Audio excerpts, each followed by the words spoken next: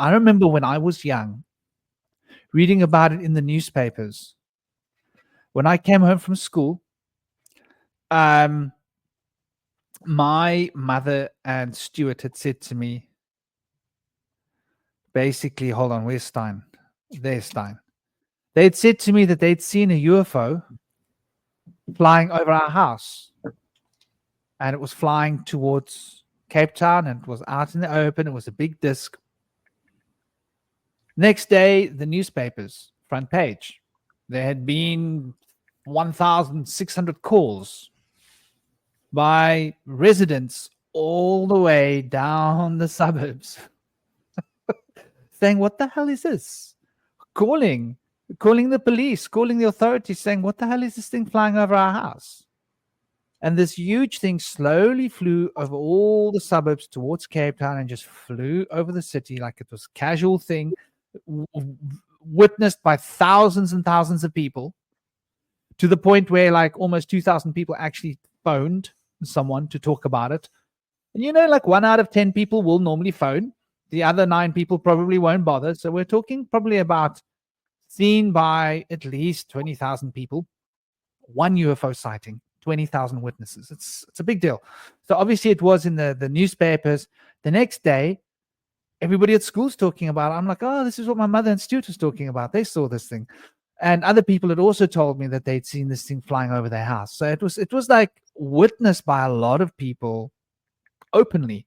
What that was, we don't know. I myself have seen things in places where I know the government are testing things. I've seen triangular shaped crafts. I've seen a lot of different things in my life. But the triangular shaped crafts, I was very close to it, close enough to differentiate the shape and the lights, which lights it had, and get a really good look at this craft. It was like a tetrahedron or a pyramid shaped craft, hard to say, but something like that. And it looked like it was doing drills, looked like it was doing tests, looked like what you would expect to get a new pilot, put in the craft and say, this is how you fly it. Do some practicing flying. It was doing flight maneuvers that seemed off the charts, flying in ways that you can hardly imagine that is possible, and silently, without any noise or anything. And I was in the Karoo. Just to give you context, it's flat. You got visibility far. And it was close enough that I could see the 3 lights, and I could see the shape of the craft very clearly. It was like, hundreds of yards away from me, maybe 150, 200 yards, maybe 250 yards, not even much further than that. And maybe even closer, maybe about 100, 150 yards, I would say, probably at one point. So, and I wasn't alone when I saw it. My brother was like, holy crap, are you seeing this? I was like, yeah, man. He says, like, what is that? I'm like, government testing toys. That's what they do. Secrets, technology, who knows? But and then I've had experiences of other things too. And I've had experiences of phenomenon, energetic plasma beings. I've had experiences with plasma beings since the 90s. And plasma beings, I think, you see these glowing discs, spheres that are floating in the atmosphere. Are they objects or are they plasma? I think these are plasma objects some of the times, with plasma beings. And like the TARDIS, maybe it's bigger on the inside. Why not? Right? Why not? And maybe what we're seeing here is a light of plasma is something that's at a different phase of frequency. So it's like in a parallel, it's not quite in our dimension, but it's almost in our dimension. So we're seeing this plasma ball where there's something else behind it, which is a very interesting and real possibility, I think. So there's a lot to unpack and dismantle here. And I like Stein. I do believe that the government's hiding from us what's happening. I do think that also there's a Revelations post. In the book of Revelations, it says that the holes in the ground will open up, and these metal beasts that look like locusts will come flying out in a great multitudes, and they shall cover the earth. And it shall be given unto these to torment the humans for so many days, but they will not be allowed to kill them, but torment them they will. Seems like things that can fly overhead and zap you, zoom, zoom, zoom, zap you with a non-lethal weapon, so that you like So, are we witnessing the beginning of something else? I mean, we've seen the whole arm prick adventure. We've seen what these people are capable of. So, let's Yeah. not think that they're not capable of sticking drones up and going, "Oh my gosh, Project Blue Book. It's the alien invasion. The government's scared." Ah! When actually the government's like, "Yeah, we're going to get you nice and scared," and then we're going to say, "Listen, we need to have martial law, right?" And I think So, that's where AI can play a huge part in, like, we already have quite advanced holographic technology, whereas we can make it seem that there are these giant beings, like that they are alive and whatever, when it's really nothing but a mirage. That's not to say that giant beings never lived. Um, but like, you have the we have the technology for that.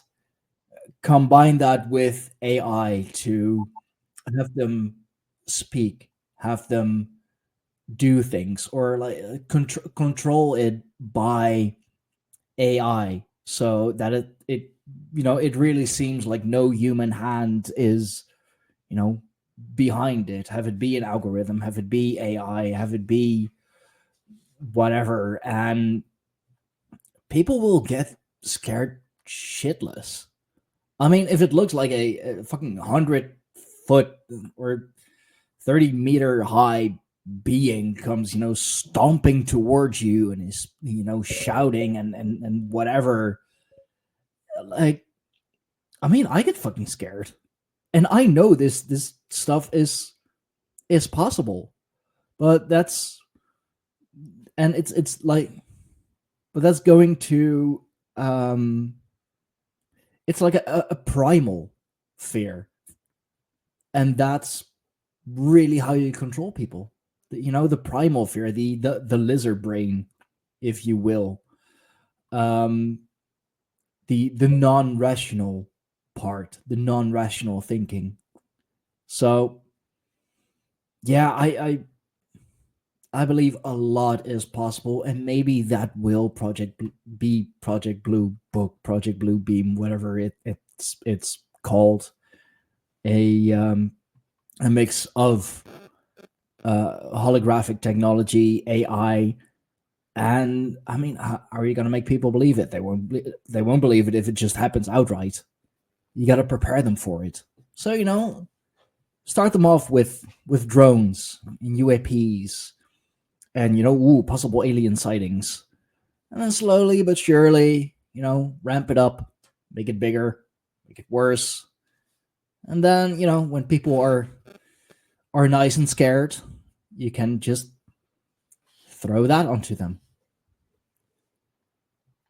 So it is all part of a bigger agenda. It's we're just gonna have to see how exactly it's gonna play out, but I do believe they already at least started implementing parts of it. Yeah, I think yeah, that totally. if you Please consider, continue. yeah, if just want to say this real quick. If you consider that a lot of the gods were said to have come from the sea, and they were androgynous and they navigated by the sea. I think that you could really start to understand where these beings may have come from, and if they look different than us, it doesn't necessarily mean that they're from an alien world.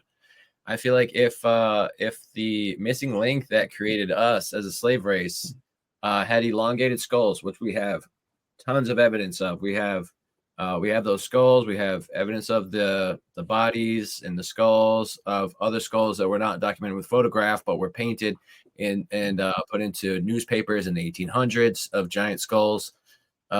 Sometimes they were giants, sometimes they were average size, but they had elongated skulls, different features like extra fingers and toes, extra rows of teeth. If we were created and they were our ancestors, and maybe they still live as a breakaway civilization, it would really explain a lot. And they kind of seem to have the form that we would see today as an outer space alien. But it could very well be the fact that we went from not being in the fossil record to all of a sudden showing up around 200,000 years ago with a raised cranium and our other similar ancestors, Neanderthal and Denisovans, did not have a raised cranium. Their kind of head went straight back from the brow. So if we were mixed between them and another race that's called Homo capensis, has an elongated skull with a greater brain volume, it's definitely not from skull binding. If we had an aspect of them in our genes, that would explain a lot of things, and we wouldn't necessarily have that there from genetically engineering. I don't think we didn't have the words for that back then. I think it could be better explained from breeding, and the stories suggest that as well. They say that that we were bred from the seed of the Lulu, which is like the wild hominids, Neanderthal and such, in the womb of the goddesses. And so I think a lot of the work of Sitchin has put a lot of airy fairy tales into the story, where there's outer space aliens that are genetically engineering things with laser beams and spaceships. There may be some merit to some of that, but I think there's a lot. It's very obvious that that's what I call modern cultural translation bias.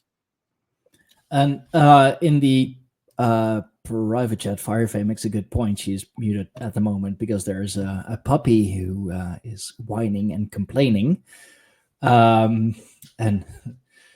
like the Egyptian pharaohs, like they had these like headdresses that makes it seem like they had these elongated or giant skulls. And Egypt, or at least ancient Egypt, just look at their gods, the human animal hybrid kind of gods. It looks similar to what the Mesopotamians, for example, considered their gods.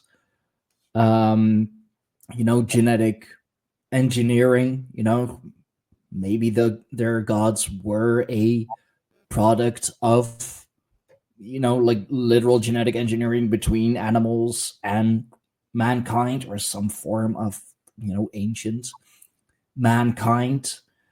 And there's just so much ancient wisdom that came out of Egypt. And yeah, definitely, if there is a being that is bigger than you, is more powerful than you, has more like the power of their mind is greater than yours, maybe through something like telepathy or telekinesis or whatever, a larger volume, more neural connections, who knows, perhaps especially back in those days, yeah, they would be revered as gods because they were mightier than your average man. They could do things that the average man can't. Even the pharaoh can't do that. Even the high priest can't do that. So therefore, they must be gods. Because what else are they going to be? Yeah, there's a lot of stories in the narrative too that these gods had become corrupt and that they were wiped out, and we needed to destroy the giants. So there's a lot of these stories, and there's a recent story that's come up that the conquistadors who came over to decimate the Native Americans here in North, Central, and South America, that they actually, when they came across giants, they would kill off the giants and burn the evidence of their bones and their fossils and crush the bones and hide all evidence of the giants. And so it's something that they've been doing for hundreds of years. They've been hiding this evidence of the giants. The last of the formidable excavations of fossils and things was done around the end of the 1800s, and there was a lot of it. And we still see the newspaper clippings of it all. But they've taken away all these fossils. The Smithsonian Museum has taken away these giant fossils, hidden them away.